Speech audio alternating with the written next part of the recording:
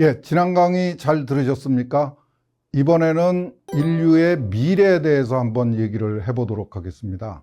우리는 역사상 가장 풍요롭고 건강하고 평등하고 자유로운 세상을 살고 있으면서 이제는 인간과 자연의 조화로운 공존을 꿈꾸고 있습니다. 유토피아의 도래를 꿈꾸고 있습니다. 깨끗하고 맛있고 영양가 넘치고 넉넉한 먹거리가 제공되고 조용하고 쾌적하고 안전한 주거 환경이 만들어지고 질병을 걱정할 필요가 없는 건강한 삶을 누리고 싶어 합니다. 쉬운 일은 아니겠죠. 우리의 자연의 모습은 이렇습니다. 초원의 제왕이라고 하는 사자가 들소를 잡아먹지요. 사슴을 아주 심각하게 쫓아가고 있습니다. 모두가 풍요를 노리는 건 아닙니다. 초원의 제왕이라고 하는 사자도 늙으면 이렇게 초라해지는 게 자연의 현실입니다. 우리가 동경하는 자연은 우리의 안락하고 편안한 안식처가 아니라 거칠고 위험한 야생, 윌더니스라고 부르는 곳입니다. 인간은 자연 속에서 순응하면서 살았다고 알고 있습니다. 수렵 채취인의 삶의 모습입니다. 이렇게 살았었습니다. 창을 들고 초원을 헤매다가 먹을 것이 보이면 잡아먹거나 주워먹는 생활을 했죠. 수렵 채취 생활이라고 했습니다. 그렇게 시작한 인류의 삶의 모습을 보여준 겁니다. 12,000년 전에 400만 명, 어떤 사람은 7천만 명이라고까지도 얘기를 합니다. 하여튼 몇 사람이 살다가 지금 그 21세기 2020년에는 80억에 이르는 사람들이 살고 있습니다. 1803년에 처음으로 10억을 넘어섰고 지금은 폭발적으로 인구가 늘어나고 있습니다. 지구상의 인구가 항상 이렇게 늘어났던 것은 아니고 농경 목축 시대에는 한 해 평균 인구 증가율이 0.04%에 불과했었습니다. 인구는 정체 상태에 있었습니다. 그러다가 250년 전에 산업혁명이라는 게 일어나면서 세상이 달라지기 시작했습니다. 1803년에 처음으로 10억 명을 넘어섰고요. 20세기에 들어와서 처음으로 20억을 넘어섰습니다. 1918년에 지구상의 인구는 16억 명에 불과했었습니다. 250년 전하고 비교하면은 200년 전하고 비교하면은 지금 현재 지구상의 인구는 10배가 늘었고요. 지난 100년 동안의 지구상의 인구는 8배나 늘어났습니다. 그뿐이 아닙니다. 우리나라만 하더라도 해방 이후 지금까지 여기는 지금 2008년 이후의 그 변화를 보여주고 있는데 우리나라에서 2년을 살면은 1년을 덤으로 살 수 있는 어마어마한 혜택이 주어졌습니다. 우리의 평균 수명은 2년마다 1년씩 늘어나는 기적 같은 일이 벌어졌습니다. 오늘날 우리나라의 평균 수명은 80세를 넘어섰습니다. 그리고 오늘날 우리 삶의 모습입니다. 자, 깨끗하게 정돈된 정원에서 이걸 우리가 자연이라고 착각하죠. 굉장한 문명의 혜택을 누리면서 그 비만을 걱정해야 되는 풍요로운 세상을 살고 있습니다. 우리가 언제나 이렇게 살았던 것은 아닙니다. 이런 굶주림의 역사가, 아픈 역사가 우리의 역사를 가득 채우고 있습니다. 우리도 이렇게 힘든 시절을 보냈었습니다. 사실은 50년 전까지만 하더라도 우리나라는 1달러를 가지고 일주일을 견뎌내야 됐던 정말 힘든 시절을 보냈었습니다. 그런 우리가 요새는 다시 자연을 찾고 있습니다. 자연으로 돌아가고 싶어 한다고 그러죠. 애써서 그 도시로 데리고 내려와서 정착시켰던 화전민이 이제는 다시 자연인이라는 화려한 이름으로 부활하고 있습니다. 과연 괜찮을까요? 현대 우리 삶을, 우리의 사회를 위험사회라고 주장을 하고 있는 사회학자들이 있습니다. 새로운 삶의 길을 찾아야 된다고 아우성을 치고 있습니다. 인위적인 위험, 인간이 초래한 위험이 자연의 위험을 압도하고 있다고 노래를 부르고 있습니다. 실제로 역사를 보면 그렇게 볼 수도 있습니다. 런던을 비롯해서 거의 모든 도시가 대화재라고 하는 끔찍한 재앙적인 경험을 가지고 있습니다. 교통사고, 비행기 사고, 소위 인재라고 하는 사고도 끊임없이 이어지고 있죠. 여기 보여드리는 피에르 퀴리 부인의 남편입니다.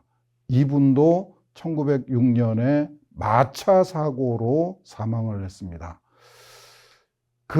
이런 위험 사회를 과연 우리의 노력으로 예방하거나 극복할 수 있을까? 굉장히 걱정스러운 현실이죠. 우리의 현실을 한번 다시 살펴볼 필요가 있습니다. 우리의 삶이 정말 일부 사회학자들이 얘기하듯이 더 위험하고 불확실해졌는가? 수렵 채취인들은 대부분 사고로 사망을 했습니다. 농경 목축 시대의 사람들은 대부분 질병으로 20대 또는 30대를 넘기지 못하고 세상을 떠났습니다. 현대인들은 70세를 넘어서 80세를 살고 있고 이제는 100세를 지향하고 있습니다. 우리가 과연 더 심한 피해를 보고 있을까? 사라호라는 태풍이 1959년에 추석 전날 우리나라를 훑고 지나갔습니다. 850여 명이 사망을 했고 2,800억 원의 재산 피해가 났습니다. 2003년에 매미호가 훑고 지나갔는데 매미호가 우리나라를 지나갔던 태풍 중에서 가장 규모가 큰 태풍이었습니다. 그런데 사망은 130여 명에 불과했었고 피해는 무려 4조 원의 피해가 발생했습니다. 무엇이 더 위험한 걸까요? 사람이 850명이 사망하는 것이 더 위험한 걸까요? 재산상의 피해가 4조 원이 발생하는 게 더 위험한 걸까요? 무엇이 위험한 것인가에 대한 고민이 필요한 겁니다. 우리도 발전을 합니다. 우리도 노력을 했고 상당한 성과를 거두었습니다. 우리도 기술 혁신에 성공한 경험을 가지고 있습니다. 1972년에 개발에 성공한 통일벼가 바로 그런 것이었습니다. 고질적으로 쌀 부족에 시달리고 있던 우리가 1972년에 개발한 통일벼 덕분에 3년 만에 1975년에 처음으로 해방 이후 처음으로 쌀 자급에 성공을 했었습니다. 대단한 성과였습니다. 그렇다고 이런 통일벼의 개발이 당연히 편익만 가져다 주고 부작용은 없었느냐? 그렇지 않았습니다. 부작용도 심각했습니다.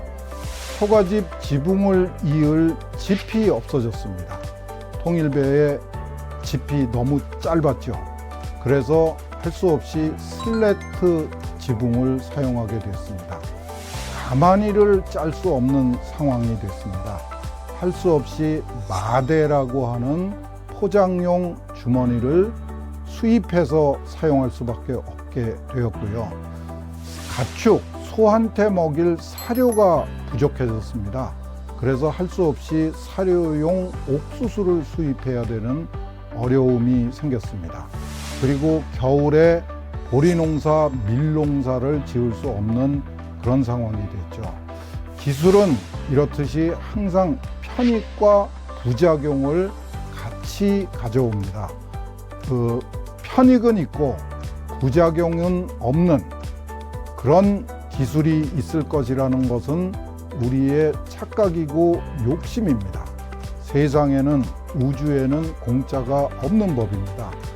1919년에 미국의 우정국 US 포스탈 서비스라고 하는 기관에서 이 항공 우편 서비스를 시작을 했습니다. 60여 명의 그 비행사를 채용을 했습니다. 그런데 6년이 지나고 나니까 그 중에서 30여 명이 사고로 사망을 하는 엄청난 일이 벌어졌습니다. 만약 이때 미국 우정국이 이렇게 위험한 사고가 자주 일어나는 항공우편 제도는 도저히 불가능하다라고 포기를 했더라면 세상은 지금과 많이 달라졌을 것입니다.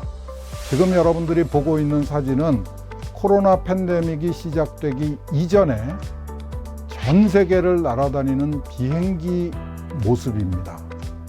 전 세계에 매시간 1만여 대의 비행기가 날아다니면서 100만 명이 넘는 사람들이 원하는 곳을 찾아다니고 있습니다. 지구촌이 좁다고 아우성을 칠 정도로 날아다니고 있습니다.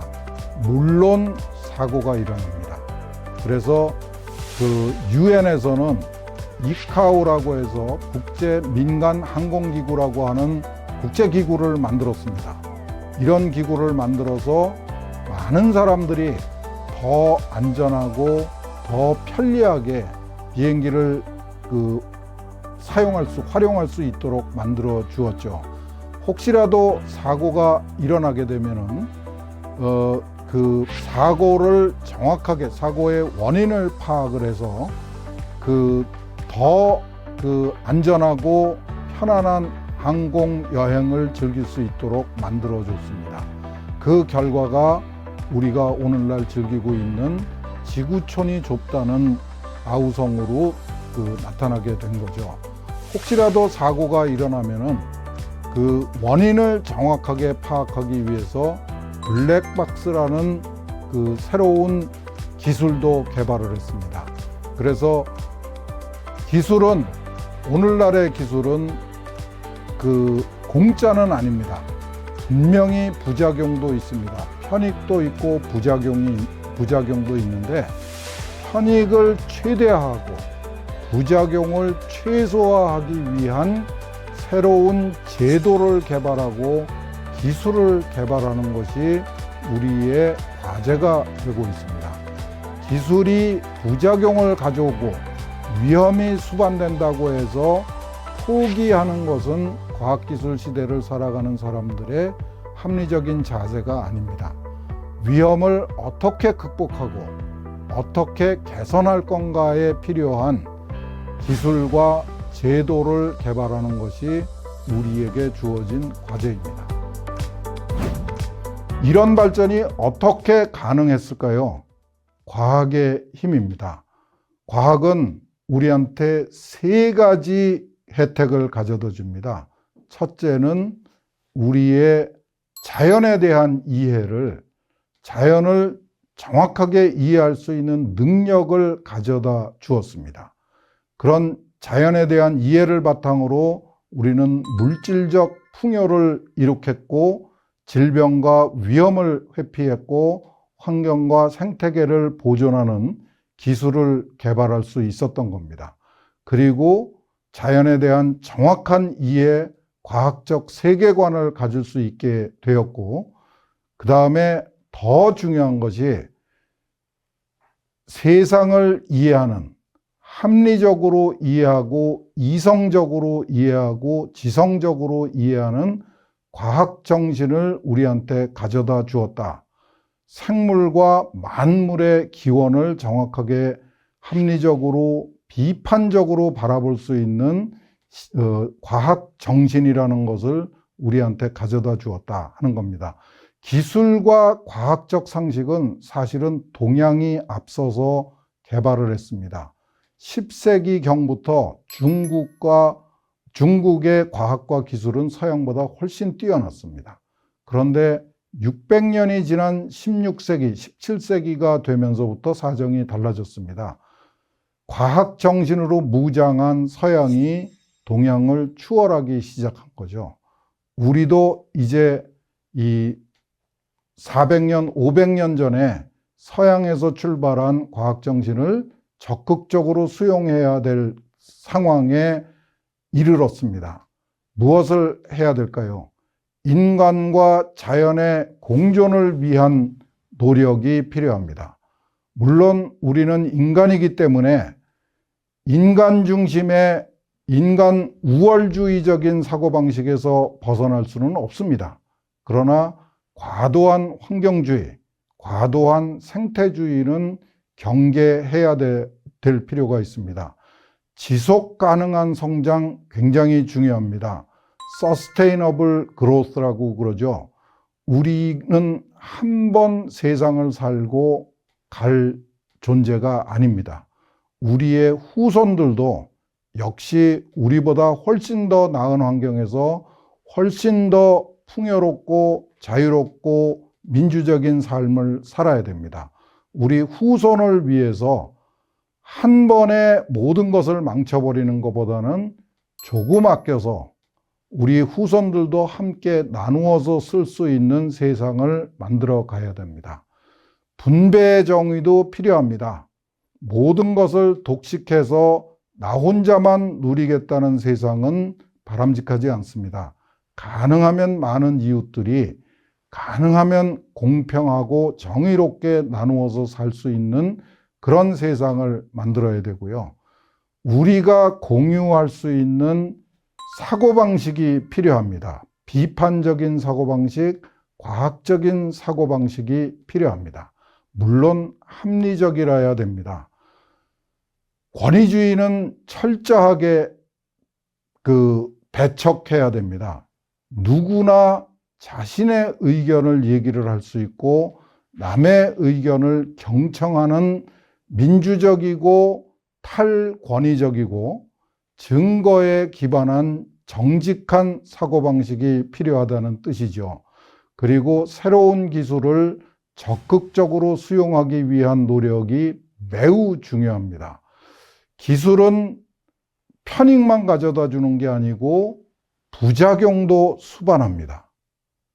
세상에 공짜는 없다는 것이 과학의 원칙이고 경제학의 원칙입니다. 편익만 가져다 주고 부작용이 없는 기술은 세상에 존재할 수가 없습니다. 부작용이 있는 기술은 모두 배척하겠다는 것은 공짜를 바라는 허황한 욕심입니다. 부작용을 최소화하고 편익을 극대화하는 노력이 필요한 겁니다. 예를 들어서 녹색화학이 한 가지 예가 될 수가 있습니다. 화학물질의 생산에서부터 활용, 소비, 폐기에 이르는 모든 과정을 자연과 그 생태계와 인간에게 가장 피해를 적게 주는 부작용이 적어지는 방법으로 화학물질을 활용하는 그런 기술을 그린 케미스트리, 녹색 화학이라고 부릅니다. 어쩌면 우리의 미래는 우리 주변 세상 만물을 이루고 있는 화학물질을 자연과 생태계와 우리 인간에게 가장 피해를 적게 주면서 가장 유용하게 사용하는 방법을 찾아내는 데 달려 있다. 그래야만 계속해서 지속 가능한 성장이 가능하고 우리의 미래를 망치지 않고 유지할 수 있을 것이다. 이런 각오가 필요한 것이 아닌가 싶습니다. 지금까지 과학기술이 인류를 어떻게 잘 살 수 있도록 해주었는가, 인류 문명을 어떻게 만들어갈 수 있도록 해주었는가 하는 부분하고 우리의 미래를 위해서 과연 우리가 과학기술을 어떻게 활용해야 되는가, 어떤 자세로 과학기술을 이해하고 활용해야 되는가에 대해서 말씀을 드렸습니다. 여러분들, 과학기술은 절대 남의 이야기가 아니고 과학자들만의 전유물도 아니고 우리 모두가 공유해야 되는 매우 소중한 인류의 지적 자산입니다. 과학기술이 쉽고 재미있을 거라는 생각은 환상이고 착각입니다. 과학기술은 어렵고 재미가 없지만 우리의 현실을 극복하고 미래를 준비하기 위해서 꼭 필요한 것이다. 이런 생각에서 기술을 좀 자세하게 긍정적으로 살펴봐 주기를 부탁드리겠습니다.